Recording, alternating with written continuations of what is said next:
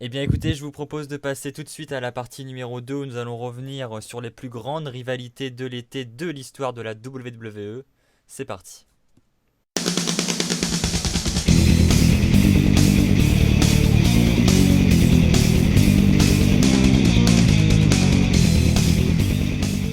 Shawn Michaels effectue son retour après 18 mois d'absence. Il rejoint la NWO. Seulement, Vince McMahon a décidé de mettre fin à la New World Order suite à des complications dans les backstage. L'angle avec la NWO a donc été totalement annulé. À Vengeance 2002, Triple H doit choisir entre rester à SmackDown ou aller à Raw. Shawn Michaels le convainc de venir à Raw pour qu'il reforme la D-Generation X ensemble. Le lendemain, Triple H et Shawn Michaels arrivent sur le ring de Raw en mode DX, mais Triple H trahit HBK en lui portant un pedigree. Une semaine plus tard, Triple H attaque Shawn Michaels dans un parking et lui envoie la tête sur une vitre de voiture. La semaine suivante, Triple H dit qu'il a attaqué Shawn Michaels pour lui prouver à quel point il était faible. Ce à quoi Shawn Michaels répondra qu'il défie Triple H pour un match à SummerSlam, même s'il n'est pas à 100%. Le 19 août 2002, Eric Bischoff, le général manager de Raw, annonce un Street Fight match entre Triple H et Shawn Michaels pour le SummerSlam. Plus tard, lors de cette soirée, Shawn Michaels intervient dans un match entre Triple H et The Rock et attaque brutalement Triple H. Il envoie ce message avant le pay-per-view pour lui prouver qu'il n'est pas faible. Le match de SummerSlam 2002 va se conclure lorsque HBK va contrer un pedigree en un roll-up. Après le match, Triple H va attaquer Shawn Michaels avec son marteau 2 fois de suite, ce qui forcera Shawn Michaels à quitter l'arène sur une civière. Donc, la rivalité Triple H-Shawn Michaels en 2002. C'est bien ça. Moi, mon premier souvenir, c'est que c'était très sanglant. Et évidemment, c'était une autre époque. J'étais extrêmement heureux de voir Michaels revenir. Je, je- à l'époque, on pensait franchement pas qu'il allait catcher. Quand nous, on était encore, c'était une époque où Internet était encore assez balbutiement. Et moi, je me souviens de Mister Perfect, c'était pareil. Il avait été blessé au dos pendant quelques années. Il avait visiblement pris sa retraite, puis tout d'un coup, il est revenu catcher. Je crois que les blessures au dos chez les catcheurs sont des blessures parfois qui permettent de toucher des assurances et ensuite revenir quand on a envie de remonter sur le ring. Je ne sais pas si c'est le cas de Michaels, parce que lui, visiblement, quand il a arrêté après WrestleMania, on disait de lui que c'était fini. Et puis un jour, il est revenu et il a dit qu'il avait trouvé un thérapeute de ouf, limite DDP Yoga avant l'heure. Et il est revenu frais comme un gardon. Cela dit, il avait remis aussi sa vie en place et donc c'est peut-être aussi une des raisons. Moi, comme dit, ouais, le principal souvenir que j'ai de cette rivalité, c'est qu'elle était très sanglante et que j'étais très content de revoir Shawn Michaels revenir. Après, j'ai pas plus de souvenirs que ça de ce Triple H Shawn Michaels. Encore une fois, et comme malheureusement je le dis souvent, moi mes rivalités de l'été, moi c'était quand j'avais 12 ans ou 13 ou 14. Comme nous, quoi. Voilà, mais sauf que c'était en 92, 13, 14. Même aura moi, le- ma rivalité de l'été, c'était, oui, voilà, la première en 88 avec Hulk Hogan et Savage. Mais bon, je vais pas vous pourrir tout le Non, truc. non, on aura l'occasion d'en Non, parler mais à la fin. Mais à la c'était fin. c'était malgré tout je m'en souviens comme des très très bons matchs et c'est vrai que j'ai eu l'occasion d'en recommenter beaucoup de ceux qu'ils ont pu faire durant toutes ces années. Et c'est toujours un plaisir de voir Michaels et Triple H ensemble. Forcément, il y a cette complicité dans la vie qui fait que dans le ring, ils se mettent encore, entre guillemets, mieux sur la gueule. Et donc ça fait toujours des matchs à la fois divertissants et très engagés. C'est à la fois choquant et surprenant de voir deux meilleurs amis devenir les deux pires ennemis sur le ring. Bah, on peut comparer ça à du tennis, hein. Souvent, les mecs qui sont les meilleurs amis Ça donnent prend. des bons matchs de tennis. Après, j'y connais rien en tennis. C'est similaire, quoi. Quand on est, il y a cette qui est plus engagée. On a envie de se donner encore plus à 300% pour être meilleur que son pote. J'imagine, n'étant jamais monté sur le ring. Bref, Thibaut. j'y vais. Comment Après, ça, je te- merci, bref, merci, quoi. Ça, c'est super résumé, quoi. Non, non. Bref, une fois que le connard a Bref, parlé, je peux prendre la parole, merci. c'est ça, en gros. Bref, je vais enfin. Ouais, voilà, bref. Mais merde, ça va ou quoi? Arrête avec tes brefs. Pardon. Euh, bref. Oh, Je trouve. Alors moi personnellement, j'ai pas de grands souvenirs de cette rivalité puisque je ne suivais pas encore le catch à cette époque. tu étais Mais pas né. si je. Ah, c'est méchant. J'étais né quand même. Euh, ce que je peux dire ayant vu les matchs, c'est que ce qui était surtout marquant, c'était le retour de Shawn Michaels. Parce qu'il avait pu être sur les rings pendant au moins 4 ans, je crois. Ouais. Et le voir sur les rings dès le début pour qu'il affronte Triple H, c'était quand même quelque chose de marquant. Surtout que les gens avaient toujours en tête cette Deep Generation X avec Chyna, avec... Bon, on va éviter de parler de Chyna, mais Chyna, et puis aussi X-Pac et toute la clique, quoi. Oui, sauf Mais que Shawn Michaels n'était pas avec X-Pac, le Road Dogg Jesse James et le badass Billy Gunn. c'était un clan à côté. Ils ont rejoint le lendemain du départ de Michaels.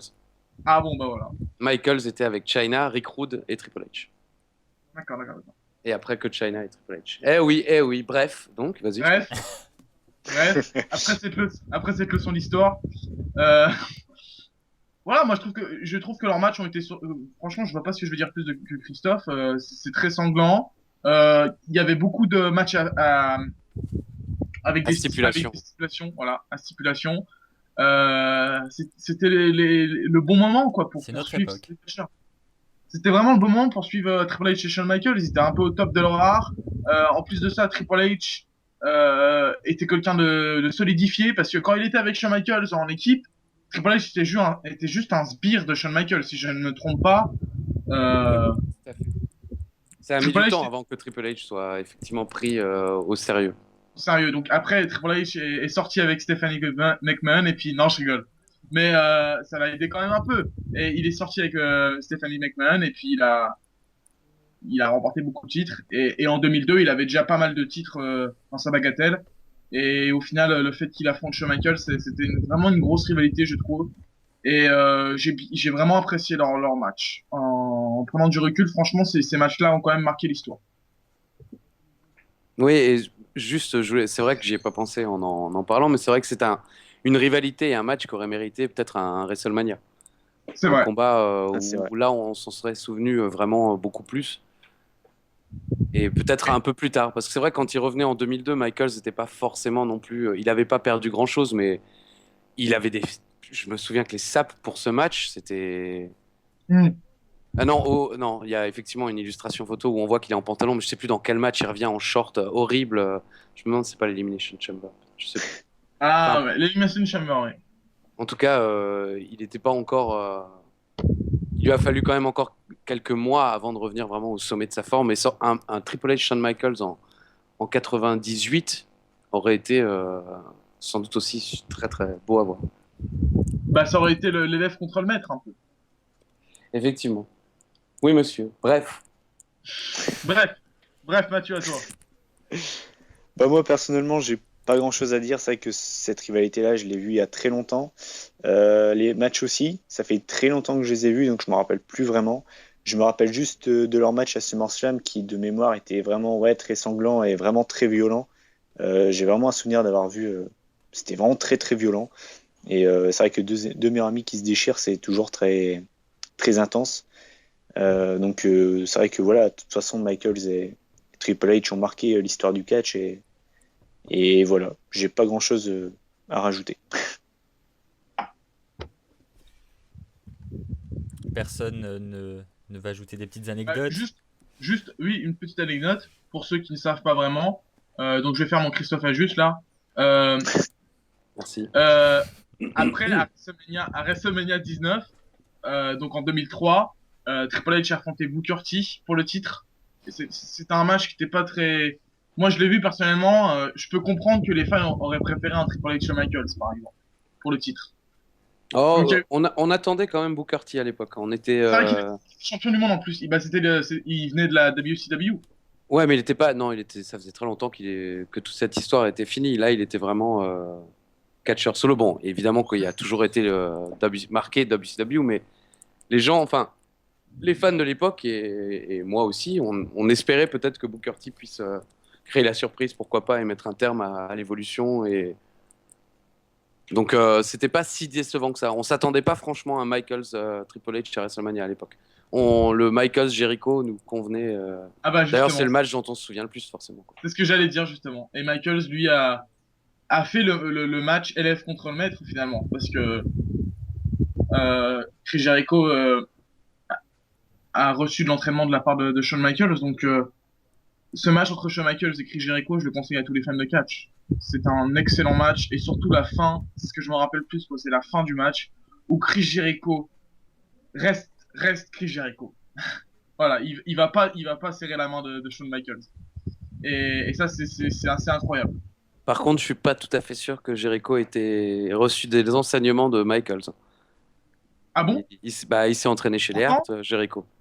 Oui, non, mais pourtant, de ce que je me rappelle de la promo du match et tout, il mettait en avant le fait que c'était l'élève contre le maître. Bah, l'élève, je pense plutôt dans la génération, parce que après, ils ont vendu ça comme flair Michaels. C'est un peu ça, ouais. Le côté, il l'a idolâtré toute sa vie. Et c'est plus ça. Il lui a jamais, je crois pas que Chris Jericho ait pris des cours chez Michaels, pour le coup. Je ne sais pas. Moi, je suis à peu près sûr. Bah, Jericho a commencé en 91. Michaels n'était rien à l'époque. Jericho est sorti de la famille des Hart. Il est parti au Japon, au Mexique, en Europe. Il est revenu à la VTCV. Et ensuite, oui, je suis en alsacien, donc chez nous, on dit VTCV. On dit WWE, mais on dit VTCV. C'est plus facile à dire. Nous, on connaît quelqu'un qui dit la VVE. La quoi? Dans On n'a pas notre entendu, groupe, pardon. La VVE. Ah oui, La bah oui, VVE. ça se fait. Hein. Comme Ça se fait, VTCV, quoi. C'est encore plus classe. Il est alsacien? Non, il est parisien. Il est Ah. parisien. D'accord. On lui fait une petite dédicace d'ailleurs. Il se reconnaîtra. C'est vrai, il y a tellement peu de Parisiens à Paris que se reconnaîtra. Non, mais il y a Oui, tellement non, mais peu j'ai de bien personnes- compris. Il y a tellement de personnes qui disent VVE que.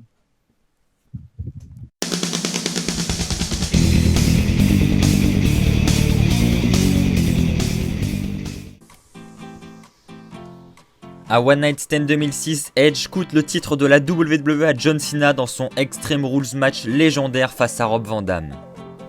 Le 3 juillet 2006, Edge va remporter le titre de la WWE en battant Rob Van Dam et John Cena dans un triple threat match. C'est une semaine plus tard que John Cena attaque Edge et Lita dans leur hôtel. Lors des Saturday Night's Main Event 2006, Cena remporte son match par disqualification face à Edge pour le titre de la WWE après une intervention de Lita qui a claqué l'arbitre. Edge conserve donc sa ceinture. Après le match, John Cena porte un FU à Edge à travers la table des commentateurs. C'est 3 semaines plus tard, le 31 juillet, qu'un match entre Edge et Cena est booké pour SummerSlam avec la stipulation suivante. Si Edge fait exprès de subir le décompte de l'arbitre ou se disqualifie intentionnellement, il perd son titre de la WWE. Quelques semaines plus tard, Edge attaquera le père de John Cena dans sa maison. Nous arrivons à SummerSlam 2006. Durant le match, Lita donne secrètement un point américain à Edge.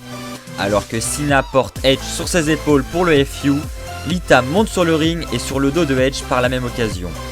Edge se retire des épaules de John Cena et Cena porte finalement le FU sur Lita. Edge en profite pour frapper John Cena avec un point américain. Il remporte le match et conserve son titre. Le 21 août 2006, Lita balance la ceinture de la WWE customisée par John Cena dans un fleuve. Edge proclame que c'est la fin de l'ère Cena et dévoile une nouvelle ceinture de la WWE customisée par lui-même, avec un logo Retador Superstar au milieu. Lors de la même soirée, John Cena intervient lors d'un match entre Jeff Hardy et Edge et attaque Edge. Après le match, les deux continuent à se battre en dehors de l'arène. Au final, John Cena balance Edge dans un fleuve. La semaine suivante, Edge demande à Shane McMahon, général manager de Raw à l'époque, de virer John Cena pour ses actions de la semaine précédente. Cena intervient pour proposer un deal à Edge. S'il obtient un nouveau match pour le titre et qu'il le perd, il partira de la vie de Edge en rejoignant SmackDown. Edge accepte, mais à une seule condition, que le match soit un TLC match et qu'il ait lieu chez lui, à Toronto. Le match de Unforgiven 2006 se terminera lorsque Cena décrochera la ceinture de la WWE en balançant Edge du haut d'une échelle à travers 2 tables pour remporter son 3e titre de champion du monde. Je vous propose de passer à la rivalité suivante, donc John Cena face à Edge en 2006, également une rivalité qui est marquée dans l'histoire de la WWE. Donc qui veut commencer ? Qui veut ? Je voulais commencer. Vas-y. Je t'en. Vas-y. Moi, personnellement, John Cena Edge, c'est une rivalité que j'ai beaucoup aimée, qui a clairement marqué l'histoire récente du catch. J'ai en tête forcément Lita aux côtés de Edge. J'ai l'image de, si je me souviens bien, c'est Edge qui balance le titre de WWE dans le canal, fleuve. je crois. Oui, c'est ça. Dans le fleuve, oui. Également Edge de tête, je crois qu'il avait également attaqué le père de Cena. Il y avait également Cena qui avait battu Edge chez lui à Toronto. D'ailleurs, Edge qui était en larmes, ça c'était vraiment énorme. Edge qui bat Cena chez lui à Boston. Voilà, j'ai adoré cette rivalité. J'ai également en tête leur match au Saturday Night's Main Event où Cena porte un FU sur Edge du haut de l'escalier sur la table des commentateurs. Enfin, c'est vraiment une rivalité qui était très très loin et c'est une rivalité qui m'a beaucoup marqué parce que c'était un petit peu les extrêmes. C'est-à-dire que d'un côté, il y a Cena, un catcheur que j'aime pas du tout. De l'autre côté, Edge, un catcheur qui pour moi fait partie de mon top 5, je pense. Donc vraiment, ça m'a marqué et c'est une rivalité vraiment, vraiment très très bonne. Thibaut, Christophe. Moi, je sais pas. Bah vas-y, Attends. tu es lancé, je t'en prie. D'accord. Donc, pareil que pour la première rivalité, je ne suivais pas encore le catch, mais je me suis bien documenté sur cette rivalité parce qu'on en parle beaucoup de cette rivalité. Surtout, en fait, on parle surtout du dernier match de la rivalité, le match final. Je vais surtout parler de ce match vu que Mathieu a un peu résumé un peu la rivalité, les grands moments de la rivalité. Ce dernier match à Unforgiven 2006, un TLC match ou un Ladder match? Un TLC match. TLC match, oui. Un TLC. TLC match, un des plus grands TLC matchs de l'histoire. Il s'est passé beaucoup de choses dans ce match. Je me rappelle Lita qui essaye d'aider Edge et qui au final va se ramasser contre une table, je crois. Ou va se prendre un FU à Ouais, c'est l'époque. pas un FU, oui. Ouais, je Ça. crois qu'elle se Voilà. prend un FU. Ouais. Et cette fin où malheureusement John Cena remporte le match, mais il faut quand même noter que cette fin est quand même assez incroyable, où John Cena balance Edge à travers plusieurs tables du haut de l'échelle, qui remporte le titre et qui finalement met fin à la rivalité. Et ce qui est intéressant avec cette rivalité, c'est que voilà, au début de l'année 2006, Edge a remporté le titre d'une façon incroyable. C'est-à-dire qu'il a caché son Money in the Bank et il est devenu champion du monde, je crois, pour la première fois de sa carrière. Oui. Oui, c'était la première fois de sa carrière qu'il remportait le titre. Et donc, Edge a shot the world, disait c'est Joey. ça, c'est ça. Et Edge, Edge est devenu une top star grâce à cela. Et je me rappelle, dès le Royal Rumble, Edge a perdu le titre. Cena l'a récupéré. Et donc, ça devait être un peu décevant. Et au final, Edge a réussi à récupérer le titre. Et ils se sont affrontés donc à Unforgiven. Et c'était un peu l'affrontement de la tricherie face à la bravoure. Il y avait vraiment quelque chose dans cette rivalité, quelque chose de vraiment marquant. Et ça a été loin, comme l'a dit Mathieu, il a attaqué son père. C'était très personnel, une rivalité très personnelle. Et en général, j'aime bien les rivalités qui sont personnelles. Ça me fait un peu penser à une rivalité entre Triple H et Randy Orton en 2009, par exemple, où Triple H avait fracassé la maison de Randy Orton. C'était un peu le même genre de rivalité. Voilà, c'est des rivalités qui vont très loin, qui sont très personnelles. Et le couple Edge-Lita envoyait quand même du lourd. C'était le genre de couple, voilà. Ça marquait, quoi. Et je pense que j'aurais été très déçu de voir Edge perdre cette rivalité, mais on est obligé de reconnaître que cette rivalité a marqué l'histoire également. Christophe. Je suis tout à fait d'accord avec vous. C'est clairement l'une des plus grandes rivalités de l'histoire moderne du catch. Et Et c'est vrai qu'il n'y en a pas eu beaucoup comme ça où on peut se souvenir de la trilogie. On se souvient parfois d'une rivalité, d'un match, mais là, on se souvient limite. Enfin, quand je dis trilogie, c'est principalement, oui, le match aller et le match retour. Cena qui Mm. perd à Boston et qui va gagner à Toronto, c'était en plus extrêmement bien fait dans la chronologie des événements et le fait qu'il soit dans ces villes-là, à ce moment-là. Moi, ouais, j'avais adoré cette rivalité. Je m'en souviens encore très très bien, particulièrement de ces deux matchs. C'est marrant aussi en revoyant les quelques notes, je revois que tout ça a débuté avec Edge qui gagne le titre dans un combat Mm. triple menace parce que Rob Van Dam Ah oui, c'est vrai. était au bord du renvoi. Ou non, en tout cas, il s'était fait rattraper par la police, en plus dans le sens figuré et au sens propre. Et donc, encore une fois, c'est ce que je disais par rapport à d'autres superstars avant. On voit que si il n'y avait pas eu ce problème avec Rob Van Dam en coulisses à l'époque, il est probable que cette rivalité ne se serait pas passée à ce moment-là, qu'on n'aurait peut-être pas eu ces matchs-là à Boston et à Toronto qui rajoutent. Ça aurait peut-être été Rob Van Dam en main event encore à ce moment-là. Il aurait peut-être pas perdu tout de suite, si vite. Donc, comme quoi les événements parfois s'enchaînent de manière étonnante. Mais en tout cas, ces matchs entre Cena et Edge, effectivement, restent gravés dans mon esprit et c'est énorme pour le coup parce que, comme je l'ai déjà dit et je vais sans doute le répéter encore, l'histoire moderne du catch, j'ai plus de mal à l'intégrer dans mon cerveau. Moi, j'ai vraiment. J'ai mon pote Ishtou, encore lui, qui squatte pas mal chez moi, car lui est étudiant, il est en vacances. Et moi, je suis un con, je fous rien, donc c'est formidable. Et donc, on fait pas mal de quiz sur le catch.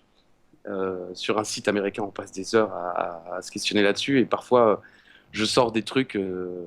On a fait les matchs par équipe de championnat à WrestleMania. Je lui ai sorti les premiers jusqu'au 12, je crois. Et après, parfois, 2-3 ans en arrière, on n'arrive plus à se souvenir parce que ça va trop vite, il y a trop de show. Et puis, on est trop vieux, c'est notre excuse. Tout ça pour dire que malgré tout, je me souviens parfaitement de cette feud. Donc, pour moi, effectivement, c'est l'une des plus grandes de tous les temps, quoi. On peut la mettre à côté des Flair Steamboat ou. Ouh, Bah, quand même, oui, effectivement. bien sûr, pour l'époque, oui, pour 2006, C'est c'était vrai, c'est ça. vrai. Les gens attendaient, les gens voulaient voir Edge Cena et étaient comme des fous de voir Edge Cena, Edge champion à Toronto, ou même on était tous sur les fesses, entre guillemets, de voir Edge battre Cena à Boston. Déjà à l'époque, c'était déjà très étonnant qu'Edge arrive à battre Cena chez lui. Et puis ce match à Unforgiven, c'est surtout celui-là qui est marquant pour moi parce que c'est le genre de match où Cena a toute la foule contre lui, quoi. C'est rare, C'est vrai. John Cena, c'est mitigé. Mais là, il avait vraiment toute la foule contre lui. C'est comme le match face à Rob Van Dam plus tôt dans l'année où il avait affronté à One Night Stand, je crois. Ouais, c'est ça. Voilà, Ouais. c'est ça en gros. C'est le genre de moments spéciaux où vraiment la foule est contre John Cena et au final, le mec qui remporte la ceinture. Donc c'est des moments marquants. Ouais, et puis ce qui est beau aussi avec ce match, c'est que il clôture vraiment un pay-per-view énorme du début à la fin, quoi. Ah oui, Unforgiven étant très... Il y avait eu quoi d'autre dans ce pay-per-view déjà? Il n'y a pas eu la Là, il y a DX? eu, Il y a DX contre Ouais. Vince McMahon, Shane McMahon et le Big Show. Il y avait eu le dernier match de Trish Stratus également. Ouais. Ouh. il y avait eu Randy Orton contre Carlito. On se souvient pas de ça. Ouais. Ah non, j'adore ce pay-per-view, il est vraiment énorme. Ouais, c'est vrai que c'est un bon pay-per-view.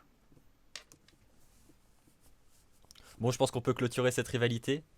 Ouais. On en a dit pas mal de bien. Ouais, je pense. Là, effectivement, on peut effectivement dire à tous les fans que c'est des matchs immanquables. C'est vrai. Quand on est fan de catch, et pour ceux qui sont un peu plus jeunes, qui seraient venus plus tard, Ouais. c'est vrai que c'est pour ça que je parlais de la feud Flair Steamboat, c'était principalement par rapport à leur trilogie. C'est pour ça que j'ai fait le lapsus tout à l'heure de trilogie. En 89, où il n'y avait pas besoin d'avoir les shows, même s'il n'y avait pas de Nitro ou de Raw à l'époque, c'était des shows du samedi, mais il y avait quand même des petites rivalités qui avançaient. Juste se faire la trilogie en 89 de Flair Steamboat, c'est à peu près du même acabit, quoi. On suit les matchs, il y a l'histoire qui se raconte, t'as pas besoin même. C'est vrai qu'il y a quand même des segments importants, comme vous l'avez dit, le père de Cena, la chambre d'hôtel, ce genre de Oh choses. oui. Mais il y a quand même les matchs se suffisent limite à eux-mêmes pour raconter la feud en entier, ce qui est assez impressionnant et rare pour être souligné. Voilà.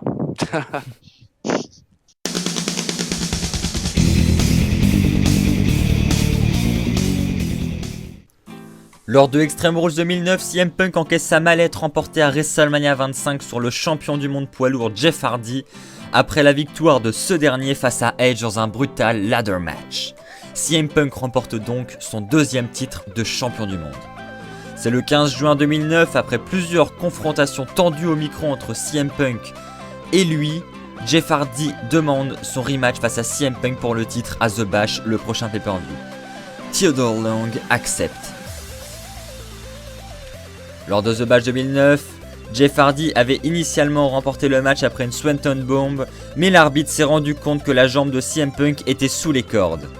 Après la reprise du match, CM Punk porte un coup de pied à l'arbitre, il perd le match par disqualification, mais conserve son titre. Le 2 juillet 2009, lors d'un épisode de Superstar, une storyline est mise en place. CM Punk avait un problème de vision et il a frappé l'arbitre dans le dos sans se rendre compte de sa victime.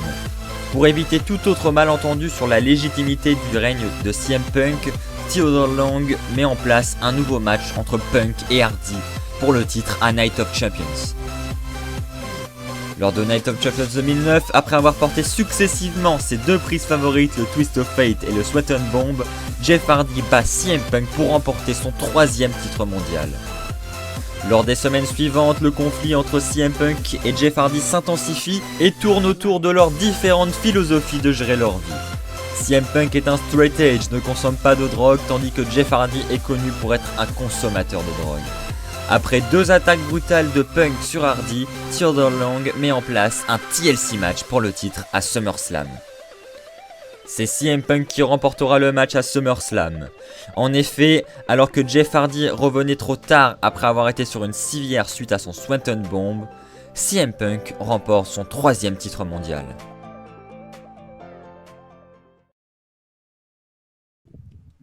Je vous propose maintenant de passer à l'avant-dernière rivalité qui va concerner Jeff Hardy et CM Punk en 2009, donc un match qui est également légendaire à SummerSlam avec un TLC match pour la ceinture mondiale.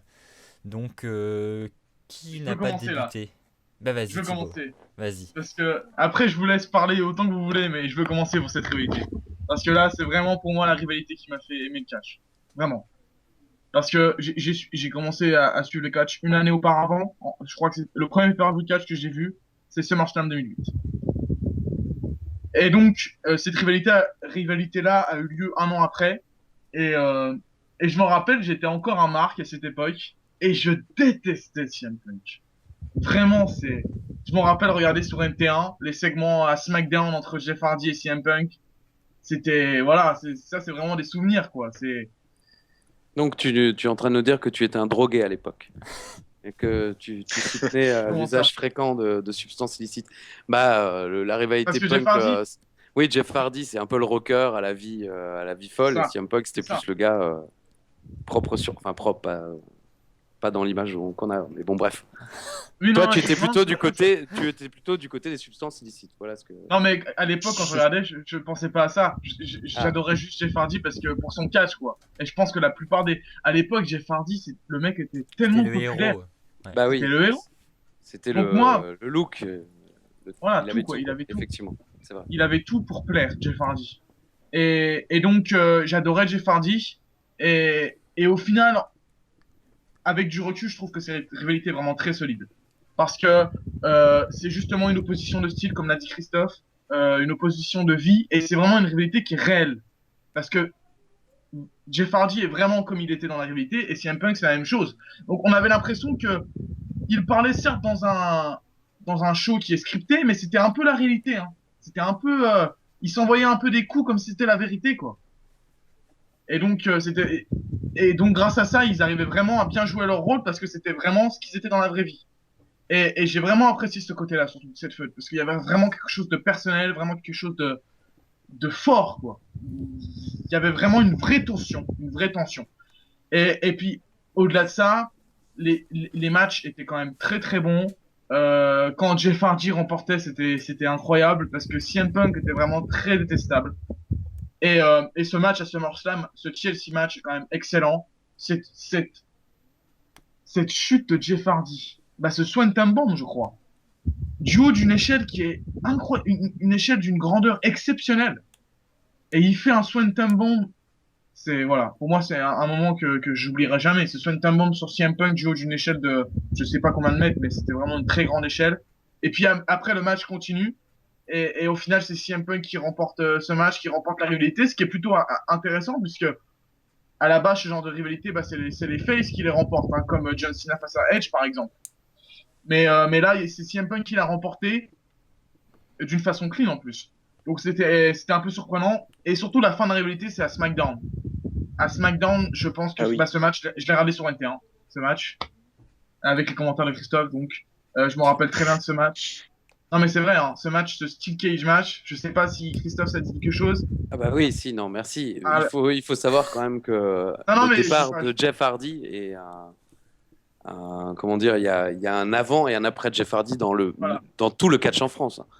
c'est ça. J'en ai parlé C'est clair. récemment avec mon ami de Planète Catch, Jérôme Pourrut. 2 mois après le départ de Jeff Hardy, les magazines se vendaient quasiment, enfin, de moitié moins, entre guillemets. Je sais plus les Ouais, chiffres incroyable. exacts, mais ça, une fois que Jeff Hardy, ça a fait pareil pour les audiences. Après, il y a différentes explications plausibles pour les audiences d'NT1 à l'époque qui ont baissé et beaucoup de responsabilités différentes. Mais le départ de Jeff Hardy, à mon avis, a été un facteur énorme. Il était le mec le plus over en France à ce moment-là, C'est Jeff ça. Hardy. C'est ça. Et donc moi, vraiment, je l'adorais. J'étais fan, fan, fan. Et donc, je savais pas tous les alentours, quoi. Jeff Hardy, c'est un mec qui est vraiment très imprévisible dans sa vie. Et on l'a encore vu à la TNA, il est arrivé à un show en étant complètement drogué. Hein. Je sais pas si vous avez déjà vu ce match face à Sting. Oui, bah, bien Oui, sûr. oui. Ce Bien sûr. match-là, c'est quand même, c'est triste. C'est vraiment très triste. Mais Ça bon, fait le tour d'Internet, hein. au final, ce match entre Jeff Hardy, cette rivalité entre Jeff Hardy et CM Punk, c'est le genre de rivalité personnellement que je tiens énormément à cœur. C'est ma rivalité préférée. Voilà.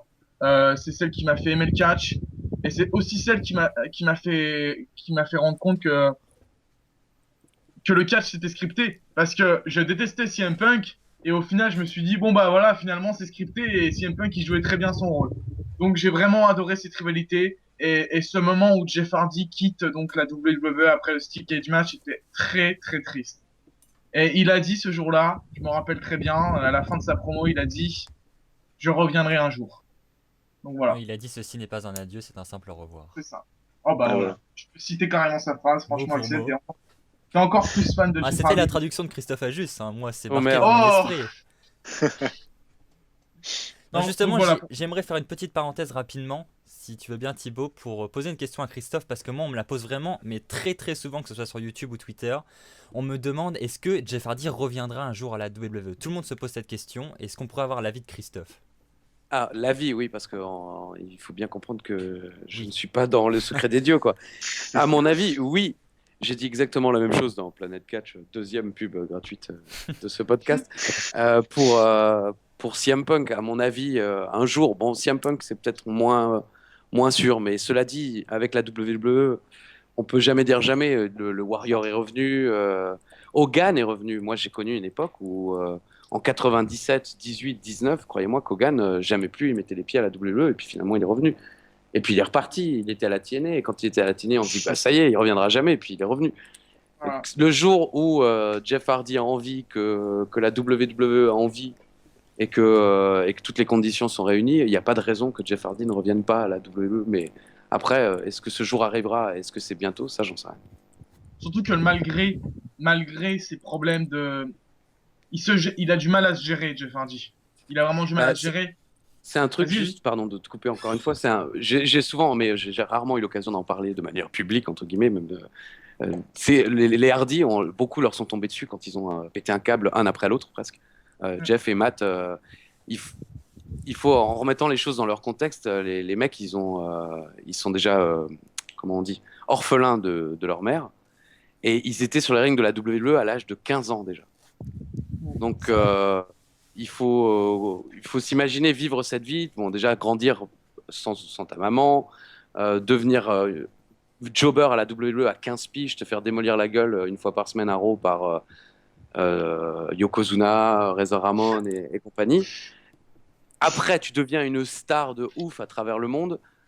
à un moment ou à un autre, c'est un peu logique. C'est comme toutes ces stars qui finissent par péter des plombs parce qu'elles ont commencé très très jeunes. C'est logique qu'à un moment, tu puisses plus suivre et que ta vie Mm. parte parce que tous tes problèmes. Après, je suis pas psy non plus, mais ça me paraît logique. Que Non, c'est vrai, voilà, c'est vrai. quand t'es perdant ta maman tout jeune, tu deviens une star et tout, t'as l'impression que la vie est géniale, mais forcément, ils auront toujours un manque de ce côté-là. Donc c'est logique qu'ils soient peut-être un peu plus, comment dire, sensibles ou à fleur de peau qu'un John Cena qui a grandi dans une famille où les parents sont encore là, avec trois grands frères et sœurs et tout ça, quoi. Et Qui a eu puis une Jeff Hardy construction. aussi. Pardon. Et puis, oui, oui. Et puis aussi Jeff Hardy, si vous avez vu son DVD, il a aussi sa maison a pris feu. Il a perdu Oui, son oui. chien qu'il adorait. Il a vraiment eu des moments des Bon, mauvais après, moments dans ça, sa... c'est comme. Bon, il y a beaucoup de gens qui ont vécu ce genre de choses, C'est hein, vrai, bien c'est vrai. sûr. Mais voilà, c'est vrai qu'ils ont. Je pense qu'ils avaient des circonstances atténuantes parce que pendant quelques mois, ils étaient quand même la risée de tout le monde du catch et c'est vrai que aujourd'hui, visiblement, ils sont tous les deux revenus à un état mental et physique bon. Donc pourquoi pas à la WWE. Bref, voilà. Non, mais voilà. Ce que je voulais dire surtout, c'est que moi, ayant vu les matchs de Jeff Hardy à la TNA, parce que voilà, je suis fan, ils sont très bons. Jeff Hardy est toujours un performeur absolument incroyable. Et je pense il pourrait faire un petit run à la WWE pour terminer sa carrière. Ce serait une belle histoire. Et je pense sincèrement que si Jeff Hardy revient, il y aura du soutien. Je pense pas que, et je pense que les fans vont être fous, hein. Il y a moyen, Oui, je non? pense aussi. Oui, oui, bien sûr, je pense Ah, je aussi. pense. Mais Les gens l'ont pas oublié. la, Ouais. la WWE étant tellement stricte sur la drogue, les stupéfiants, etc., est-ce que ça reste possible? Ouais, Bah, ce sera juste un petit run, je pense. et puis, qui rien ne dit qu'il n'est pas arrêté hein, de prendre des Ouais, stupéfiants. Je veux dire, il a peut-être changé sa vie pour de bon. c'est vrai. Du coup, Mathieu, tu n'as pas encore donné ton avis sur cette rivalité, on va te laisser parler. Pas Christophe non plus, hein. Ouais, c'est vrai. Si, Christophe avait commencé, Euh, non? Non, il a pas Oui, mais parlé. j'ai. Ah bah si, j'ai parlé pendant un quart d'heure déjà. J'ai Non, mais je veux j'ai dire, j'ai beaucoup digressé, c'est vrai, mais on va déjà. Mathieu, je t'en prie, et puis. bref. Moi, personnellement, Jeff Hardy, je vais dire Jeff Hardy SummerSlam. Jeff Hardy CM Punk, c'est également une rivalité qui m'a beaucoup marqué parce que voilà, CM Punk était mon catcheur préféré. Et c'est vrai que je me rappelle vraiment très très bien de cette rivalité. Je me rappelle du match qui est juste monstrueux. La rivalité avait débuté à Extreme Rules quand CM Punk avait caché son Money in the Bank. Euh, Ensuite, s'était affronté au Bash, à Night of Champions. Donc, ils nous ont offert vraiment des bons matchs. Mais ce match à SummerSlam, voilà, quel match, quoi. Il est monstrueux. Il y avait également le retour du Taker pendant ce match. Il était fou, ce main event. Il était fou. Voilà, c'était la perfection. Et je me rappelle parce que voilà, il y avait également eu ce Steel Cage match à SmackDown. Je me rappelle que le show, encore une fois d'après, CM Punk s'était ramené déguisé en Jeff Hardy avec son petit tampon, tout ça. C'était juste énorme. Il avait trollé tous les fans. Ça, c'était Et incroyable. ah ouais, non, mais de toute façon, cette rivalité, voilà quoi. Et je me rappelle également que beaucoup de mes potes qui suivaient le catch ont arrêté parce que Jeff Hardy est parti. Je parle encore à un pote actuellement qui me l'a dit encore l'autre coup. C'est dommage que Jeff Hardy soit parti parce que je pense que s'il serait resté, j'aurais continué. Et c'est vrai que Jeff Hardy, j'ai pas les chiffres, je travaille pas à la WWE, mais je pense que Jeff Hardy en 2009-2008 vendait peut-être autant, voire peut-être même plus que Cena, quoi. C'était impressionnant la popularité que ce gars a pu avoir, c'était impressionnant. J'étais pas un énorme fan de Jeff Hardy, mais c'est vrai que waouh, quoi. Franchement, donc voilà, de toute façon, tout a été dit. Voilà, j'ai adoré cette rivalité. Et Vas-y. non, c'est bon. Parce que pour faire un parallèle justement avec ce que disait Christophe, c'est que c'est vraiment un très bon parallèle entre Jeff Hardy et John Cena. D'un côté, t'as deux superstars qui sont très populaires des deux côtés, mais t'as un gars qui est beaucoup plus sûr de ce qu'il veut, qui sait se gérer, qui connaît ses ambitions, quoi. Alors que Qui Jeff est Hardy, c'est stable, un tout simplement. qui est Qui est stable, stable voilà, mentalement. serein, qui est serein dans sa vie. Et alors que Jeff Hardy à cette époque, il n'était pas serein. Je me rappelle il avait raté un WrestleMania. Il devait remporter le Money in the Bank, hein, je me rappelle un WrestleMania. Et finalement, il y a pas participé parce que justement, il s'était fait avoir par la, comment on appelle ça déjà? Wellness Là, policy. c'est ça, Ouais, voilà. voilà. Donc, il s'était quand même, faut le faire quand même. Je crois que c'était un mois de WrestleMania. Il était des têtes d'affiche du Money in the Bank. Et il utilise des stupéfiants à cette époque-là. C'est quand même. Ouais, mais le gars, c'est son boulot. Je veux dire, nous, ça Ouais, nous ouais. paraît complètement fou, mais lui, c'était son boulot et sa vie. Je pense qu'à ce moment-là, dans sa vie, il voyait Ça- sans doute d'autres priorités, quoi. Tout simplement. Enfin, il a été C'est pas. vrai, ça. Après, Après, moi, pour. vas-y, vas-y. Pardon, non, je voulais juste te dire, pour en revenir, je suis tout à fait d'accord avec vous. C'était une rivalité, effectivement, dont on se souvient aussi. Donc, preuve, bon, dans mon état d'esprit, que c'était une grande rivalité, en tout cas à mon goût. Et c'est vrai que ça a été un choc, et c'est exactement le contraire de ce qu'on disait tout à l'heure avec Michaels, Triple H, quand deux potes s'affrontent, ce que ça peut donner de meilleur dans la brutalité et la violence, c'est aussi le. Là, on a le contraire de mecs qui s'aiment pas du tout, et on l'a vu même après quand Jeff Hardy est parti. Il avait publié plusieurs vidéos sur Punk, Ah oui, se Ah oui, moquant de c'est vrai. lui. D'ailleurs, parfois pas dans des états. Lui-même était avec Matt, pas dans Et des puis- états Matt a fait Ouais, je me recommandables. rappelle. d'honneur. Il a fait un dos d'honneur, je crois, Matt. Attends. Oui, entre autres, mais il y avait des discours assez où il avait des voix quand même qui laissaient Ah, ils étaient présager bourrés, qu'il ne quoi. buvait pas que du lait, quoi. Effectivement. Et donc ça se voyait qu'ils s'aimaient pas, mais malgré tout dans le ring, comme ce sont quand même malgré tout des professionnels et qu'ils sont à un niveau où on peut pas se permettre de juste ne pas aimer le mec, ils sont obligés de sortir le match, et ça a ressorti aussi le meilleur d'eux. Donc comme quoi dans le catch il n'y a pas de règles où il faut être pote ou pas. Tout peut marcher, et là en l'occurrence ça a parfaitement marché. C'était la rivalité parfaite, comme l'a dit Thibaut. C'était ouais, le mec rock'n'roll contre le gars straight edge. Et pour la France, donc en l'occurrence, pour revenir à ce que je disais, c'était vraiment le mec parfait. Moi, j'étais déjà trop vieux pour être fan de Jeff Hardy, mais j'étais fan de sa manière de catcher. Et c'est vrai qu'à SmackDown, chaque semaine, c'était un bonheur. Comme Matt Hardy, à un moment, il était au sommet de son art à SmackDown. C'était toutes les semaines des matchs face à Finlay ou MVP, ou des rivalités qui resteront pas dans l'histoire, mais les matchs étaient super divertissants, et Matt arrivait toujours trouvait toujours un moyen de sortir une prise un peu nouvelle ou différente. Et c'est en ça où les Hardy ont donné pas mal d'air frais à SmackDown quand ils étaient au sommet de leur art à cette époque-là, quoi. Bah, à cette époque-là, SmackDown, c'était quand même très intéressant à suivre, hein. Comparé à maintenant, SmackDown, à cette époque-là, il y avait John Morrison, Jeff Hardy, CM Punk, Rey Mysterio, Chris Jericho. Kane. il y- Batista. Non, mais je Batista parle en aussi. 2009. Il y avait vraiment, c'était à SmackDown, il y avait des très bons matchs chaque semaine, hein. C'était, Pour être très honnête, je pense que c'est encore le cas aujourd'hui. c'est vrai? Ah bah alors, je Oui, peux pas dire, moi parce qui que, commente, sincèrement, voilà, justement, D'accord. je sais que les fans d'aujourd'hui ne regardent plus trop SmackDown, mais moi qui le commente toutes les semaines, il y a au moins un bon match, si ce n'est deux, quoi, dans Mais au même SmackDown. niveau, au même niveau de 2009 Ah bah, où il y avait tout ça. peut-être pas au même niveau. Bah non, parce qu'en Ouais. 2009, c'est aussi ça. En 2009, on arrivait, entre guillemets, dans un cycle vieillissant. Batista était déjà une méga star, Rey Mysterio était déjà une méga star, et puis tous ces gars, dans les 3-4 années après, ils étaient plus là.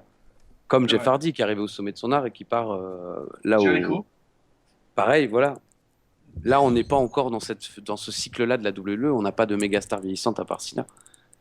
Et bon, peut-être un peu Orton, même si c'est pas qu'il vieillit, c'est qu'il est là depuis tellement longtemps qu'on a l'impression qu'il a 50 ans. Mais Moi, je pense que SmackDown, il y a encore la qualité. C'est pas une question de qualité. Et je pense surtout que c'est pas encore pareil. Disons que les champions se pointent très rarement, en fait. Et c'est pour ça que les gens sont un petit peu lassés. Et justement, j'ai vu qu'apparemment, SmackDown pourrait peut-être redevenir intéressant quand ils vont move sur USA Network. Enfin, ils vont move sur la chaîne où diffuse Raw. Et j'ai vu qu'apparemment, c'est à partir seulement de ce moment-là que les officiels vont vraiment retravailler SmackDown, et peut-être que là, SmackDown va vraiment redevenir intéressant. Très bien. j'avoue que je n'en sais rien, donc c'est pour ça que j'ai rien dit. J'avoue, je sais pas. Donc, en tout cas, moi, je dis qu'il y a encore des matchs très bien à SmackDown chaque semaine sur AB1 Ah mais sûrement. à 20h40.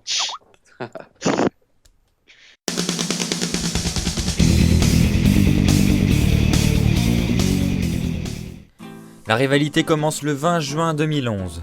CM Punk remporte un triple threat Fall Count Anywhere match contre Alberto Del Rio et Rey Mysterio et devient le challenger numéro 1 au titre de la WWE.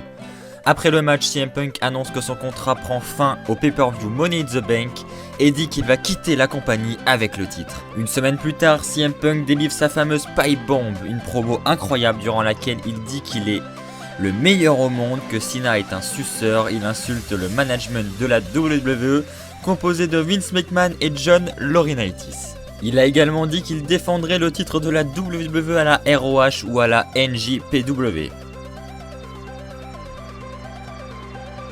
La semaine suivante, Vince McMahon suspend CM Punk et lui retire son match de championnat.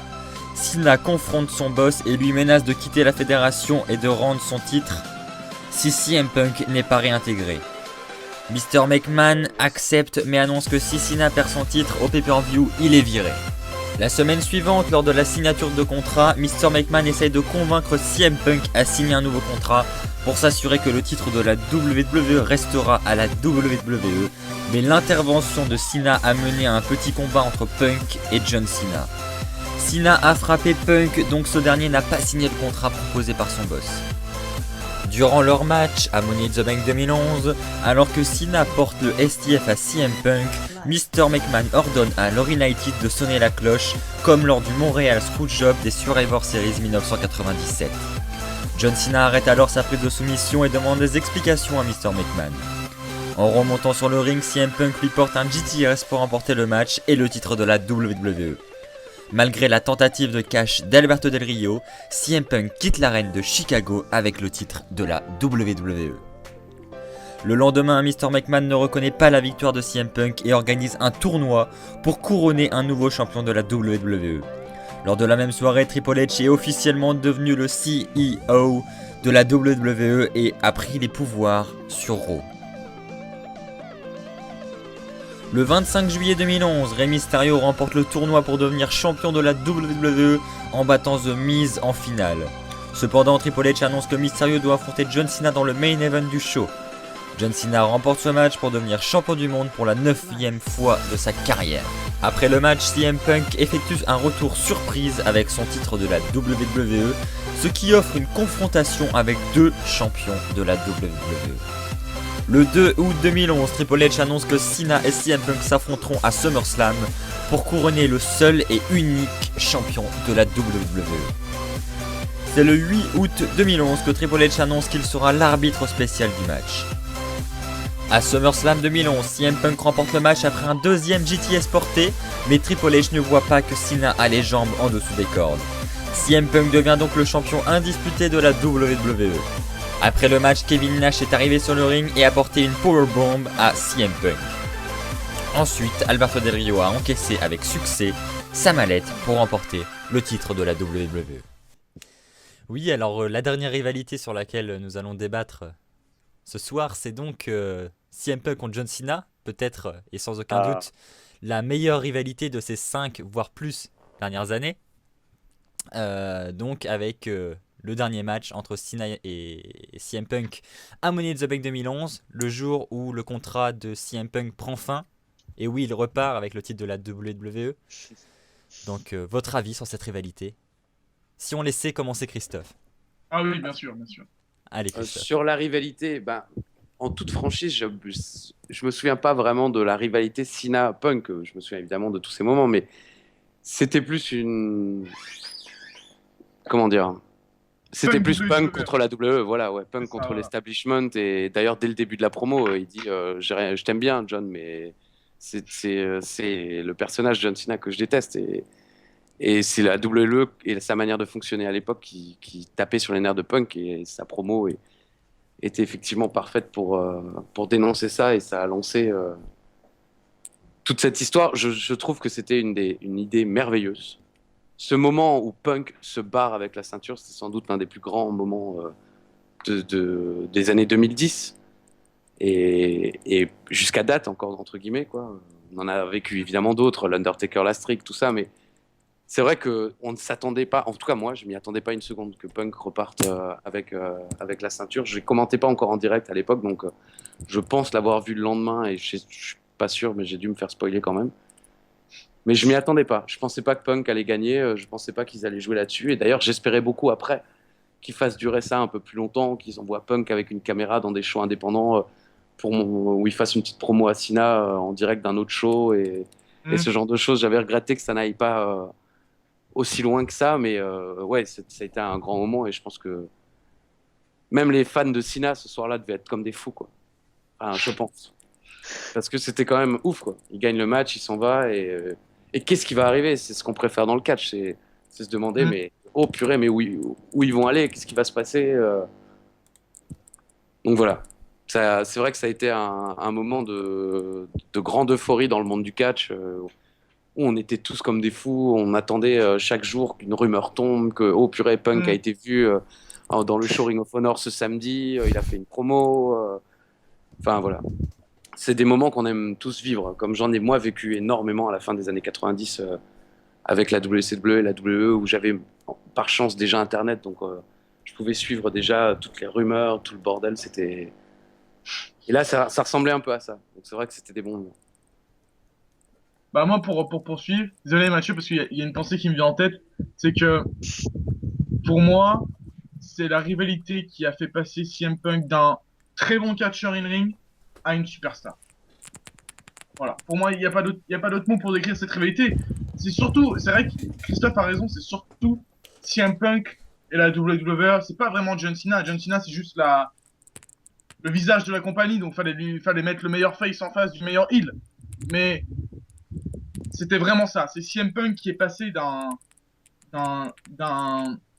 très bon catcheur in ring, mais qui allait jamais vraiment devenir une star. Et puis quand il a fait ses pipe bombs, donc cette promo incroyable, il est devenu une star, mais vraiment, il était invité par les médias, tout le monde parlait de ça, hein, même en dehors du monde du catch, hein, tout le monde parlait de CM Punk, il est vraiment devenu... Je suis pas sûr quand même, hein, pour calmer un peu ton enthousiasme. T'es sûr qu'à l'époque, les médias avaient parlé de la pipe bomb? Ah oui. Ah oui. Moi, je m'en rappelle. En tout cas, je peux pas te dire exactement quoi, mais je m'en rappelle. Ah oui, Pif et Hercule étaient les aides, mais... Non, mais dans les médias sportifs, par exemple, en dehors du catch, ça en parlait, hein, en tout cas. Ah, mais peut-être sur Internet, ESPN et sur Internet, effectivement. Mais malheureusement, j'ai peur que ça n'ait pas plus dépassé. C'est sans doute peut-être le seul truc. C'est vrai que à mon sens, c'était une rivalité quand même 100% catchesque. Il fallait être fan de catch pour comprendre ce qui se passait. C'est vrai. Tu vois ce que je veux dire? Parce que moi, le seul exemple que j'ai de la WWE qui était mainstream, en fait, non, j'en ai deux, et c'est à chaque fois des boxeurs. C'est Floyd Mayweather, où là, on était à WrestleMania avec Philippe, et vraiment, sur le lieu du show, c'était le mec le plus mis en avant, quasiment. Évidemment avec Cena déjà à l'époque, mais voilà, tu voyais que les Américains, ils attendaient ce match, même en croisant des gens dans les ascenseurs, si tu parles 2 minutes, les mecs te disaient on vient voir ce match. Et l'autre fois, c'était Mike Tyson, où là, même tout le sport sur France 3 avait fait un sujet sur oh purée, là, hier soir, Mike Tyson. Enfin, ils s'en étaient moqués, mais ils en avaient quand même parlé, quoi. Ça, c'est triste aussi qu'ils s'en moquent, mais bon, c'est un autre sujet. Donc voilà, moi je pense que c'est surtout la rivalité qui a permis à CM Punk de devenir une top star. On est d'accord sur ça, non, Christophe? Là, je suis tout à fait d'accord avec toi. Effectivement, c'est là où il a changé de statut, où Ouais, il a changé de statut.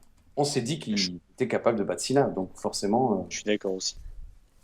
Donc voilà, personnellement, j'étais fou à cette époque. Déjà que j'appréciais beaucoup CM Punk, mais alors là, ça m'a fait devenir un fan. Ça m'a fait devenir un fan. Cette promo, même si elle a été...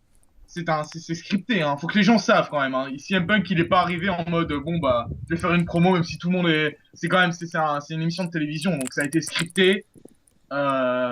Désolé de briser le rêve de plein de gens mais. Cela dit, je suis pas sûr que j'aime à croire. Alors là peut-être pour le coup je suis trop naïf, hein, mais j'aime à croire qu'elle n'était pas écrite à 100%. Ah pas écrite, c'est ça la différence. Ah bah si, scripté ça veut dire que ça a été écrit. Tu veux dire qu'elle était prévue dans le show? Ça, oui, évidemment. Ça, scripté. Non, parce qu'il y en a qui disaient que CM Punk, il arrivait alors qu'il n'avait pas le droit de venir. Pour moi, le moment a été scripté, c'est-à-dire que CM Punk a parlé avec le management, il a dit qu'il voulait faire une promo où il dit ce qu'il pense. Je pense pas qu'il a dit exactement ce qu'il allait dire, mais la WWE s'attendait à ce que CM Punk nous dise des choses méchantes, quoi. Non, en gros, ouais, c'était prévu qu'il parle. Il lui avait dit tu peux parler, mais voilà, il avait pas dit je vais dire ça, tu vois. c'était prévu, mais il avait pas dit je vais tailler quoi. Je pense. Et donc, est-ce que vous pensez d'ailleurs, à la fin de la promo, quand à un moment donné la WWE coupe le micro de CM Punk, est-ce que c'était prévu ça ou pas? Ou est-ce que vraiment ils se sont dit, oh, c'est trop. Ah Non, ouais, je- ils ont. Moi, je pense que Je pense c'était prévu. Je pense même peut-être qu'il y avait que le code c'était McMahon ou quelque chose comme ça, peut-être. Hmm. Pour avoir, là, je Ouais, parle voilà, de ma moi je pense. petite expérience dans le monde du catch. Tu mets souvent dans beaucoup de trucs, tu mets souvent un mot que tu dis et tu sais que ça va enchaîner la suite. Donc peut-être D'accord. qu'il avait dit, quand je dirais McMahon, vous me coupez. Je sais pas, hein, ou peut-être eux lui ont dit, dès que tu Possible. prononces le mot de McMahon, on te coupe. Donc quand tu C'est pour veux ça que- finir, tu dis McMahon. c'est pour ça que je pense que la promo était scriptée dans le fond, mais pas dans la forme. Voilà. Sinon, la rivalité en soi ça a été incroyable, quoi. Je veux dire, surtout CM Punk, quoi. Tout ce qui se passait autour du contrat de CM Punk, c'était une période vraiment chaude dans l'histoire du catch, quoi. Pas dans l'histoire récente du catch, dans l'histoire moderne du catch. Et puis, ce match à Money in the Bank a été certifié 5-star match. Il faut le savoir, ça quand même. Il y en a peu dans l'histoire. Donc, c'est vraiment un match, en termes de scénario, tu pouvais pas faire mieux, pour moi. Et comme Christophe, je m'attendais pas du tout à une victoire de CM Punk, hein. Pour moi, ça allait être terminé, hein. Et puis finalement, CM Punk a gagné, il est parti avec le titre. C'est un moment qui a marqué beaucoup de fans. Et puis au final, la feud, pour ceux qui ne savent pas, la feud s'est poursuivie quand CM Punk est revenu avec le titre et que Cena avait aussi remporté un titre de la WWE. Et donc ils se sont affrontés champion contre champion. Et donc voilà. La feud à la fin a été un peu mal. Ça a été un peu mal géré la fin de la feud parce que je me rappelle que Kevin Nash était arrivé à SummerSlam pour s'en prendre à CM Punk et puis Alberto Del Rio avait caché son Money in the Bank. Mais on retiendra surtout le match à Money in the Bank qui était grandiose, un des grands matchs de l'histoire moderne du catch. Il faut absolument voir. Et donc voilà, oui, c'est une feud qui m'a absolument marqué. Mathieu, tu peux prendre la parole. Moi personnellement, ouais, bah de toute façon, moi j'étais un fan de CM Punk en fait. Faut le savoir, moi j'ai commencé en 2007, j'étais fan de Batista. Et quand il est parti en 2010, CM Punk, qui était mon deuxième catcheur préféré, est passé forcément en premier. Et en 2010, je me rappelle que CM Punk avait vraiment oui, bien sûr, vécu une année catastrophique. Il avait perdu contre le Big Show, il avait un masque. Enfin, c'est pour moi peut-être la pire année de CM Punk à la WWE. J'ai vraiment pas aimé cette année pour lui en tout cas. Et je pensais vraiment qu'il allait peut-être bientôt se barrer. Et c'est vrai qu'en 2011, quand il a fait cette pipe bomb, d'ailleurs, je ne suis pas sûr de ça, mais en tout cas maintenant, dès qu'un catcheur fait une énorme promo, on appelle ça une pipe bomb. C'est un peu Ah oui. CM Punk qui a lancé ce terme. Et je me rappelle que cette promo, elle a fait tellement parler. Enfin, j'avais rarement vu une promo qui avait fait autant parler que ça, quoi. C'était juste incroyable. Et c'est vrai que moi, à Money in the Bank, je l'avais regardé avec des potes et on n'y croyait pas. Franchement, on se disait, voilà, c'est le dernier jour de son contrat. Comment est-ce qu'il peut gagner? C'est juste impossible. Et quand Punk a gagné, c'est la première fois où j'ai autant pété un câble devant un match de catch, quoi. J'ai pété un plomb, quoi. Il n'y a pas d'autre mot. J'étais comme dans le public. et, et franchement, c'était énorme, quoi. Moi, je me rappelle encore de CM Punk qui postait des photos de son titre dans son frigo à côté des Ah bières, oui. quoi. Ça c'est épique. Incroyable. C'était incroyable, quoi. Et quand il est revenu à Raw, là, avec son nouveau thème, sur le coup, je me rappelle, j'ai fait non, ça peut pas être lui. Et si, enfin, c'était juste waouh, j'ai pas d'autres mots. Pour moi, c'est en tout cas l'une de mes rivalités préférées. Money in the Bank, de toute façon, est considéré comme beaucoup comme l'un des meilleurs pay-per-view de ces 10 à 15 dernières années. Et ce match, voilà, 5 étoiles, enfin voilà, j'ai rien d'autre à dire. Ah ouais, c'était vraiment un très bon match et surtout ce qu'on a oublié de dire, surtout c'est quand même important, c'est que le match à Money in the Bank a eu lieu à Chicago. C'est vrai. Et c'est aussi ce genre de moment, comme on a dit pour Cena Edge, c'est le genre de moment où Cena est détesté par toute la foule. Voilà. Bon, moi je propose pour conclure cette chronique historique en revenant sur les plus grandes rivalités de l'histoire de l'été, qu'on donne la parole à Christophe qui lui apparemment connaît mieux les rivalités des années Apparemment, 90. apparemment. Qu'est-ce que c'est que ce sous-entendu? En fait, je mens depuis des années, je n'ai jamais regardé de catch. Apparemment. Ça, on met en doute, quoi. Eh bien, vas-y, prouve-nous tes connaissances, on t'écoute. Mais prouve-nous tes connaissances. Ben moi, pour être très honnête, la rivalité qui m'a marqué le plus de l'histoire de SummerSlam, c'est dès le premier, quoi. C'était Hogan et Savage, la Mega Powers, contre les Mega Bucks. C'était André et Ted DiBiase. André le géant, le français. Et j'attendais ce match. À l'époque, ils passaient pas les pay-per-view sur Canal en 88. Donc, toutes les semaines, ils en parlaient et j'ai jamais pu le voir avant, je pense, 10, peut-être plus. 10 ans plus tard, quoi.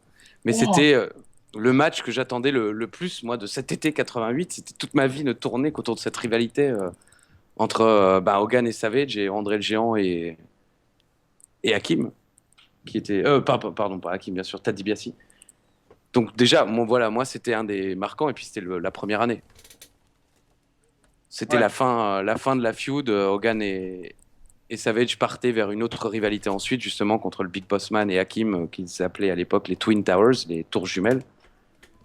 Mais moi, voilà, c'était le match de mon enfance et c'était. Ça faisait des années, il y avait eu WrestleMania 3 que je n'avais pas pu voir sur Canal+. Il a été diffusé en français, mais à l'époque, je savais pas qu'il était diffusé, je savais pas à quelle heure ou quoi, donc je l'ai jamais vu en français. Mais c'était la grande rivalité du moment et de l'histoire. Et c'était donc la fin avec Jesse de Body Ventura en arbitre spécial du match. Et à la fin de la rencontre, Miss Elizabeth qui dégrafe sa chemise pour attirer l'attention d'André le Géant et Ted DiBiase, quoi. Le premier moment, entre guillemets, sexy de l'histoire de la WWE. On comprend pourquoi tu aimes cette rivalité maintenant. T'imagines, à 8 ans, Miss Elizabeth, on n'a rien vu, hein. On voit rien du tout. Hein. En plus, c'est filmé de dos. Et elle n'était pas nue, hein, en dessous. Je pense qu'il y avait beaucoup de vêtements comparé à ce qu'on a pu voir dans les années 90 après, quoi. Mais voilà, et 10 ans plus tard, vu que je fais vite, je vais en citer un deuxième. Moi, il y avait l'Undertaker Steve Austin au SummerSlam 98 au Madison Square Garden, qui est un de mes... Moi, c'est le SummerSlam dont je me souviens le plus. Après, je sais pas si c'est le meilleur, mais à l'époque, comme c'était vraiment l'ère attitude au sommet, et puis la guerre avec la WCW, donc on était à fond dedans.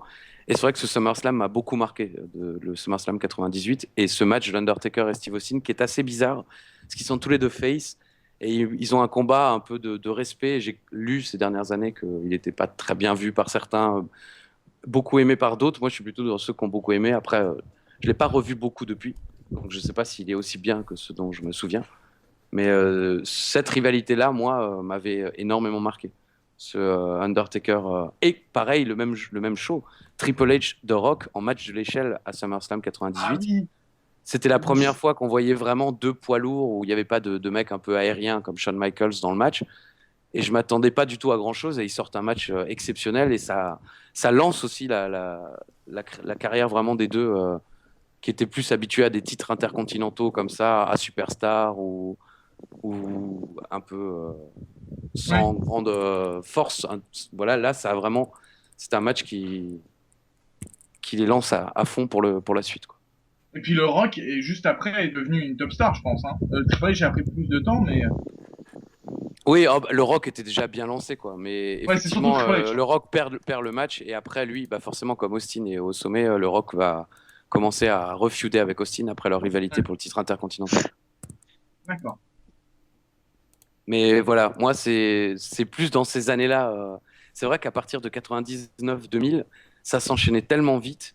Et c'est à partir du moment aussi où j'ai commencé à commenter, je suis moins dans l'esprit fan, j'ai moins le côté truc. Quand je suis devant le show que je dois commenter, j'ai pas forcément besoin de me souvenir de 2006, 2000 trucs. J'ai besoin de connaître la rivalité qui m'intéresse à fond. Et après, je sais que mon cerveau a plein d'histoires dans plein de tiroirs dont je me souviens. Mais la WWE va tellement vite que le boulot ça serait presque contre-productif que je connaisse par cœur tous les 2007, 2008, 2000 trucs. Parce qu'il y a tellement de gars qui ont disparu depuis que je n'ai plus besoin de les citer, tu vois. Parce que dans les shows WWE, aujourd'hui, c'est vrai que je ne vais pas citer CM Punk à moins qu'un catcheur le fasse. Et Jelly, visiblement, on peut à peu près parce que j'ai vu Nicky l'a cité. Et voilà, donc j'ai pas la carrière de Punk, je suis presque obligé de l'oublier. Comme celle d'Alberto Del Rio, par exemple, justement, quand je vous parlais des quiz qu'on fait récemment. On se rend compte qu'on oublie pas mal de matchs d'Alberto Del Rio parce que foncièrement, la WWE nous a quasiment déjà oublié. Nous a déjà fait intégrer le fait que il est plus là, donc. Il y a une question dans le genre aussi, et ça c'est vraiment c'est assez discuté depuis longtemps. Est-ce que Chris Benoit, c'est pareil? C'est-à-dire, la question est un peu courte. Qu'est-ce que tu veux dire par ça? Oui, non, non. Je veux dire, c'est pareil. Je veux dire, t'as arrêté d'en parler parce que t'as commencé à commenter quand? Ça fait 15 ans. Nous avons 15 ans. nous avons Oui. commencé le 18 février 2000 avec la WCW Oh. et on a dû prendre en mai 2002, je crois, avec la WWE. D'accord, d'accord. Donc, c'est pareil. Je veux dire, Chris Benoit, c'est pareil que CM Punk. Je veux dire, Ah bah, en c'est 10 fois pire, hein, j'ai envie de te dire. en 10 fois pire, ouais. Oui, parce que CM Punk, il a rien fait de mal, il est juste parti. Après, Mm. la WWE aussi, il faut comprendre que même si je lis souvent les commentaires des gens, ils nous trouvent un peu trop en dehors du show ou ce genre de choses. Ça, moi, j'ai pas l'impression, mais après, je suis mal placé pour donner mon avis là-dessus. Mais on suit quand même largement la ligne directrice de la WWE, donc c'est clair qu'on ne parlera pas de choses dont il ne faut pas parler. Et là, en l'occurrence, effectivement, Benoît, c'est un sujet devenu totalement tabou. Il me semble qu'on a commenté une fois WrestleMania 20, le Triple Threat, et ils nous l'ont refait commenter, étonnamment. Je pensais pas qu'on nous le... Mais ils l'ont sorti en DVD, on l'a commenté, et je crois qu'on cite pas le nom de Benoît pendant tout le match. Parce que parce que même l'avait coupé. Eux-mêmes l'avaient coupé dans les commentaires audio. S'ils l'avaient pas coupé C'est en vrai. VO, on l'aurait cité. Mais comme on a entendu qu'il était coupé en VO, on s'est dit, bah, on fait pareil.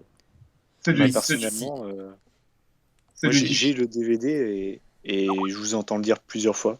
Peut-être que C'est vrai? c'était la première C'est version. peut-être pas cette version-là, ouais. C'est peut-être dans un best-of de quelqu'un, je sais pas. Moi, j'ai ce Ah, parce que souvenir-là. Après, je l'ai revu il y a pas très longtemps et je me rappelle Et qu'à c'est la sur le fin, DVD entier de WrestleMania 20? ah ouais, c'est ça, ouais, D'accord. ouais, c'est ça. Ok. Je me rappelle qu'à la fin, ça fait Benoît, Benoît. Ah ouais, mais alors celui-là, ouais, je l'ai peut-être commenté quand Benoît était encore de nos jours, parce que je me serais sans doute pas permis de gueuler comme ça. Je pense que ça doit être sur un... Je sais pas où ils nous l'ont replacé une fois. Je... On avait été surpris en se disant, purée, l'affaire Benoît, et ils nous remettent ce match-là, c'est Mais bizarre. est-ce D'ailleurs, qu'on... on parlait. ouais, Attends, juste, juste. Bah, vas-y, vas-y. j'ai juste une question. Est-ce que on te l'impose, la WWE te l'impose de ne pas Voilà. citer ce nom, ou est-ce que tu décides juste de t'aligner par rapport au commentateur américain? Non, la WWE ne nous a jamais imposé de ne pas citer son nom à l'antenne. On l'a juste fait de nous-mêmes. Après, c'est une logique implacable. Après, là, je sais que la WWE, au quotidien, balance des infos aux commentateurs. Parfois, elles reviennent vers nous, mais c'est souvent aux commentateurs américains. Et après, il y a le réseau international qui est parfois concerné. On reçoit quelques trucs où il faut utiliser une appellation plutôt qu'une autre, mais c'est rarement des choses aussi drastiques que Benoît. C'est des choses, par exemple, dire que voilà, au début, quand Neville a débuté, ils avaient bien précisé que ses surnoms, c'était la nouvelle sensation et l'homme que la gravité a oublié. Voilà, mais c'était pas, il n'y avait pas écrit ne l'appelez que comme ça. Mais il nous précise parfois, mais c'est même assez rare, quoi. C'est intéressant, Ah, je trouve. Ouais, c'est intéressant, c'est vrai. Mais juste une dernière question. Est-ce que, bah, je pense pas, mais est-ce que tu écoutes parfois les commentateurs américains? ah, bien sûr, tout le temps.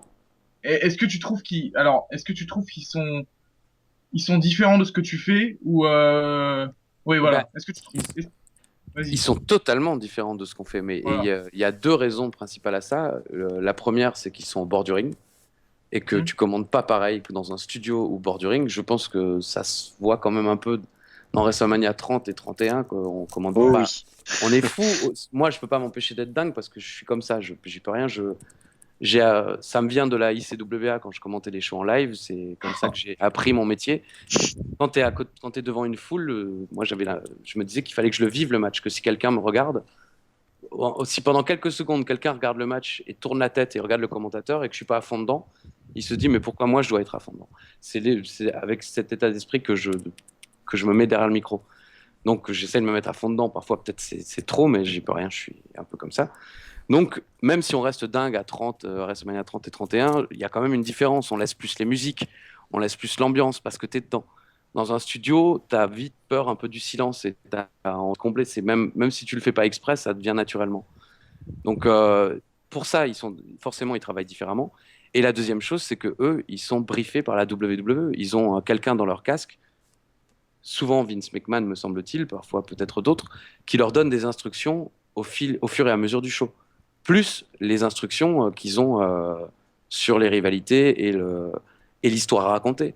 Moi, à la fin d'un pay-per-view, après, je sais pas, j'imagine forcément que Michael Cole savait que le Deadman serait là, et il avait très bien pu déjà préparer, peut-être, bon, ils se sont tus, donc là, c'est pas un bon exemple, mais ils peuvent se préparer différemment. Nous, on est obligé de penser à tous les scénarios possibles et imaginer ce qui peut arriver.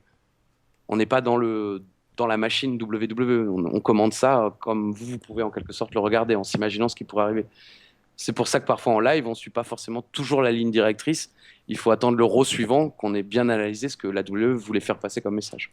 D'accord, donc vous ne savez pas à l'avance, vous, en tant que commentateur français, ce qui va se passer dans un pay-per-view. Absolument pas. Non, non, non. Ils Parce nous que- envoient un programme du show, mais un programme où il n'y a absolument aucun résultat, D'accord. aucun retour, ils nous donnent juste la liste pour pouvoir préparer, savoir quel match va arriver après l'autre et nos transitions, ou là pour AB1 depuis quelque temps, mettre la pub, savoir à quel moment, ce genre de bêtises, mais non, absolument pas. Non, non, on n'a jamais su un seul résultat avant de le commenter. Enfin, sauf Raw, évidemment, là je connais les résultats de oui. Raw avant de le commenter, mais je veux dire, parce que on les commente pas en direct, mais sinon, non, non, ils ne donnent pas les résultats, quoi, évidemment. Donc tu sais l'ordre de la carte par contre. On nous donne un ordre, l'ordre qui est l'ordre entre guillemets officiel. À la base. C'est-à-dire Mais que même ça si, change. Ah ouais. voilà, même si enfin justement, s'il doit y avoir surprise et compagnie, on n'est pas informé. D'accord. D'accord. Donc le tag team match enfin le triple threat match féminin, vous le saviez pas. Non, on avait, on savait qu'il y aurait des promos, mais on ne savait pas ce qu'elle allait être dit. Ça, c'est vraiment Ok, intéressant parce que grâce à ça, on peut savoir ce qui est préparé depuis longtemps ou ce qui est préparé au dernier moment. Ça, c'est Non, vraiment pas du tout. intéressant. Non, non, parce Ah bon? qu'ils nous disent, bah non, je veux dire, le fait que c'est juste qu'ils veulent pas nous mettre dans la Oui, confidence, c'est entre ça. guillemets. C'est juste qu'ils Ah, d'accord. C'est juste ça. Je pense qu'il y a des gens à la WWE, et pour être très honnête, je peux te certifier qu'il y a des gens à la WWE qui reçoivent les scripts complets quand ils sont à un niveau élevé de trucs. Mais nous, on n'est pas. C'est comme le secret défense en quelque sorte. Nous, on n'est pas secret défense. Nous, on est juste programme du show et on y va. En même temps, moi, ça me ferait trop. Enfin, je serais trop déçu de. Tout savoir. C'est vrai. Oui, ça n'a aucun intérêt, Ouais, quoi. d'être Quand je spoilé, citais quoi. Cole, c'est parce que c'est le boss des commentateurs. Je pense que JBL et Jerry Lawler, à mon avis, peut-être que eux ne se mettent pas dans la confidence. Vous voyez ce que je veux dire? Ouais. Je pense que Cole, et comme il est au sommet de la pyramide, lui, il doit gérer le show. C'est lui qui fait les transitions, c'est lui qui fait truc. Je pense que lui a un niveau d'information plus grand que, par exemple, les deux autres, et largement plus que nous, surtout. Et est-ce Moi, que tu j'avais penses vu qu'il un. savait? Tu penses qu'il savait pour l'Undertaker la streak, la fin de la streak? Bah, très sincèrement, je pense pas. J'ai envie de me Ouais, dire, quand même. enfin, je me dirais qu'il y a effectivement, j'ai l'impression qu'ils savaient garder ça secret pour. Mais là, c'est Ouais. vraiment mon avis, hein, j'en sais rien du tout, Mhm. mais à mon avis, non. Je pense D'accord. qu'ils ont voulu le garder le plus secret possible, même pour Michael Cole. Mais je me trompe Et peut-être. pour revenir vite fait sur Michael Cole, moi j'avais vu une news il y a pas très longtemps. Enfin, j'ai vu en fait un Oui. Toi, article. tu vois les ils ont news, mis, toi, hein, dis donc. Toi, tu lis les news. Ah bah. Euh, ouais, j'ai vu en fait comment dire, une photo de la liste des mots interdits en fait qui avaient été donnés aux commentateurs. Il y avait vraiment une grosse liste. Par exemple, ils ne devaient pas dire catcher, mais superstar. Non, mais ça fait Diverti. longtemps, ça fait 10 ans. Ouais, mais enfin, je C'est sais pas pas, récent. c'était. Nous, Ils avaient montré pour en être fait. très honnête, nous, on l'a jamais reçu cette liste, par exemple. Mais elle existe, j'en suis sûr. Vu que depuis, justement, on ne dit plus wrestler, on dit superstar. Et même moi, mon cerveau est conditionné à dire superstar plutôt que catcher. Ça me fait ça me fait bizarre de le dire aujourd'hui, catcher. Waouh. Ouais, ça. C'est triste un peu. Mais non, non, bah non, c'est pas triste. Bref, c'est pas Je te super. rappelle que c'est pas, moi, c'est mon métier, donc ça va. Voilà, oui. J'arrive à relativiser. Je suis moins dans je ne me prends plus la tête comme je t'entends toi te prendre la tête et ce genre de choses, comme j'ai pu me la prendre aussi quand j'étais un peu plus jeune. Aujourd'hui, je relativise, quoi. Je pense surtout au fait que je suis seul et que personne ne veut de moi, tu vois. C'est surtout ça qui m'inquiète. Tu as Vicky Guerrero, faut te rassurer. Elle va se marier, mon cher. Suis Ah les oui, news. ça c'est Ah vrai. oui, d'accord, je comprends. D'ailleurs, j'ai vu la news. Bah, ça ne m'étonne pas. Bon, bah c'était très intéressant, mais on a bien dérivé quand même sur le programme. Donc, Désolé. on n'a aucun problème, c'était très intéressant. Everything changes.